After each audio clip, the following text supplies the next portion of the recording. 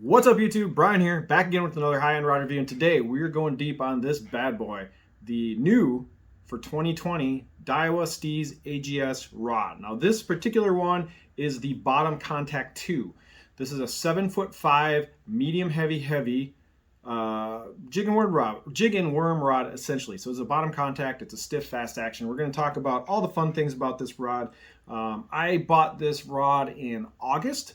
So these things came out like midsummer. I don't remember exactly when they dropped, but they came out. They didn't come out in the spring, I don't think, but kind of midsummer. I didn't even hear about these rods. I was pretty shocked when these came out because they kept these things quiet. I sometimes hear rumblings about Steez or high-end rods. People kind of tell me things once in a while, but these things were kept under wraps. Like the people who were in the know about these rods coming out, props to you guys. You guys kept your mouths shut for the most part because these were not talked about when these were dropped. I think everybody was like, whoa, wait, okay. That's why a lot of these old ones were starting to go on sale. So I think any indicator of when you can start getting deals on high-end rods, like I'm talking more than the 10 to 20% off, when you start seeing rods that are dropping to like 30, 40, maybe even 50% off, it's a good sign that the next generation of those rods are coming and shops want to dump these things because they got these guys coming in. So just food for thought. If you ever see deep discounts on a certain rod, suddenly something's coming. Anyway, that being said, the number one topic and the number one thing I want to touch on in this particular rod review is I want to give Daiwa props for doing a proper update and a proper reboot or reimagining of a rod line. Now, I have the old bottom contact. So this is the Steez AGS bottom contact rod that came out a couple of years ago. This is the new version of this rod, so I have used both. I have had both in my hands. I've fished with both. I've thrown techniques, so I feel like I can talk about these things. Now, I want to talk about this rod reboot or update in comparison to the NRX and the NRX Plus. Now, what's interesting is Loomis has the NRX line that's been out for over 10 years. Everyone was excited for a rebooted, updated NRX line.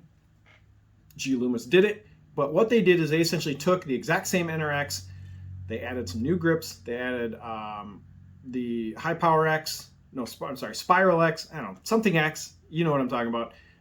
It's the Spiral X. They added the Spiral X to the blank and they called it a new rod. They're like, we've rebooted the NRX. But in reality, the NRX Plus is now, I have fished an NRX Plus version of a spinning rod and an NRX Plus version of a casting rod, and I have the old versions of both those rods, and let me tell you, they fish the exact same. There's really not that much difference. It's a minor incremental upgrade. It's like when Nintendo comes out with a handheld, and then a couple years later they come out with a new handheld, but the screen's like a ½ inch bigger, right?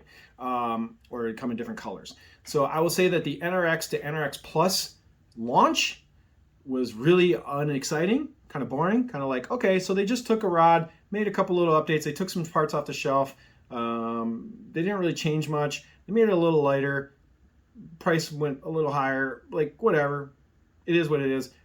Daiwa, on the other hand, this rod, the old one to the new one, this is a completely rebooted and new rod. Daiwa didn't just like take this and add Cork grips to the old version and then call it a new rod. These two are indistinguishable from each other other than the name. So this is the Bottom Contact 2, so the sequel. They should have called it Bottom Contact Harder, or done one of those like action movie things. I think that would have been great. Or called it the BC Deuce or something. I don't know. But Bottom Contact 2, whatever. And then this is the original Bottom Contact. So I got to hand it to Daiwa. There's very, very, very little things that they carried over from this rod to this one, and I will say that this one is a major improvement in every single category, and I'm going to talk about all that.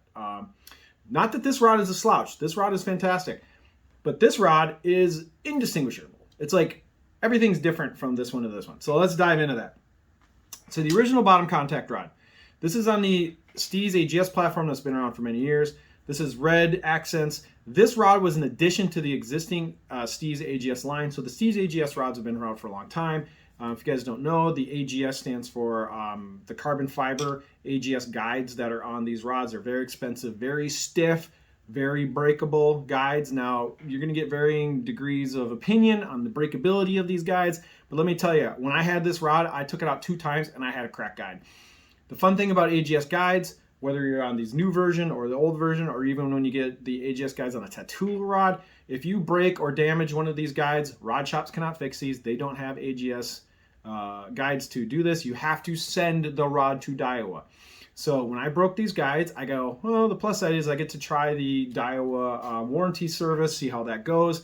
And so I sent in the rod, and I think this was in at Daiwa for 3 weeks, door to door. So I shipped it to them, took them about 2 weeks, they shipped it back. So I would say like 3 to 4 weeks I got this rod back. It is the exact same rod. They did not change the rod. They did replace one of the guides up here that was cracked with a completely new guide, and I couldn't even tell you which guide they replaced because it looks factory new. So I got to give a shout out to Daiwa on the amazing restoration of the guide. They totally replaced the guide, and it looks in the exact same. Like if I handed this to you and I say which guide got replaced, you'd never be able to tell. But this is the same rod. They did not replace the rod because I know. Anyway, that being said, when you get into an AGS rod, you need to baby these things. You need to put a sleeve on them. You need to make sure you're not stepping on them. You need to make sure that you are taking care of these things because they do crack. They have no give in the reel. I'm sorry, they have no give in the rod. It's not like a titanium guide or even a stainless steel guide where if you bend it a little bit, you can kind of bend it back and it's no big deal. If this gets any bend on it, it's like it's toast. So let's move out of the way. I mean, everybody knows this about AGS guys, but if you're new to this and you're shopping, just these are things you need to know and keep in mind when you're shopping for these rods.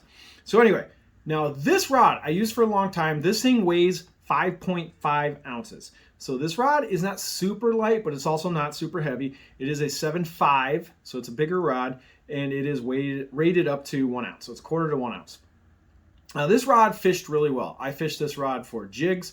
I fished this rod for Texas rigs, for the bottom contact applications that you expect to do with this rod. This rod is a direct competitor to the 895C in the NRX line. I will say it's a little less stiff than the NRX 895C. So if you have an 895, this thing is not as broom sticky as an 895.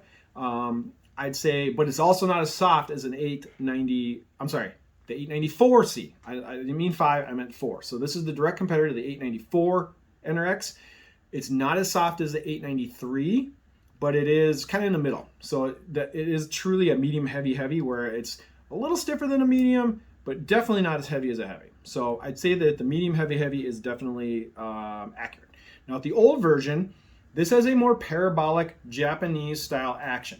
So the action, it's got a fairly soft tip. The bend goes through the middle a little bit, and then it kicks in right around here. So right around the front, not totally into the back, but it kind of shuts off here. But you get a nice, pretty soft parabolic action. It's not like Megabass deep parabolic action, but it's also not NRX super fast, if that makes any sense. So anyway, so I used this rod for for about a month. Liked it. I wasn't blown away by it. The sensitivity is pretty good. That little bit of parabolic action, something kind of unique and interesting. It does the job. It's a great football jig rod. I really like dragging baits with this rod because of that slightly more parabolic action. You can make really long casts with this thing because of that tip. You can bomb out a football jig, drag it, set the hook really well, keep fish pinned. Great rod. I liked it a lot. Then I found out that they have rebooted the line and they added a bottom contact too. So why would a psycho who paid a bunch of money for the bottom contact pick up the AGS reboot of the bottom contact 2? Because I'm crazy, and also I got a really great deal on this thing. I won't go into specifics, but it was basically a deal I couldn't refuse, and I go, well, I'm going to try it, compare it to the old one. I could make a cool video out of it, like what I'm doing right now, and then eventually pick which one I want to keep, maybe keep them both, who knows. So anyway, the new version. So the new version has many differences. Number one, completely new reel seat. The reel seat itself is the same. So this piece right here is the same on both, but it has a new lock nut. So the lock nut on the AGS version, on the new AGS version, is much different. It's metal versus the EVA foam. You got a Cork grip and Cork butt section versus EVA on the end. And then also, if you notice, there is no more hook keeper on the new Steez. There is a hook keeper on the old one. I miss that. I hate rods that don't have hook keepers because a lot of them do in this price point for some reason. But I like this little hook keeper on the butt of the old AGS, and then the new AGS has this stupid plastic thing that slides up and down. I hate it because it's always moving around. I do not like this thing. I'm going to replace it with something a little more stable. This thing likes to move and twist and kind of catch on your wrist or arm, and I hate it. I wish they would have included a hook keeper, but mine are great. Cosmetics wise, this thing looked pretty good, but this thing looks amazing. I love the cosmetics on this rod. Now let's talk upgrades. So what's the upgrades from this one to this one? Well, first off, the weight. So this is 5.4 ounces. I'm sorry, 5.5 ounces. This thing is 4.4. So they shaved an entire ounce off the old version to the new version and kept all the same specs. So this thing is still rated 1/4 to an ounce. Same line rating, same length, same everything, except it is much lighter. And also they changed, this is a different blank. They changed the taper on this thing. This thing has a more traditional fast action. So gone is that deep parabolic bend that goes into this part of the blank. The action actually shuts off higher up the blank versus the old one. So I don't know if you can see this, but you got bend right in here. And then when you get right to about here is where that stiffness kicks in. And whereas the old AGS bended down to about right here, the new AGS bends to about right here. So the action is more of that traditional fast US action that a lot of us are used to, especially people who maybe use like NRX 890, 894s, maybe even 895s, 893s. This is more similar to that. I like that. I like it a lot, especially for fishing grass with Texas rigs and fishing wood.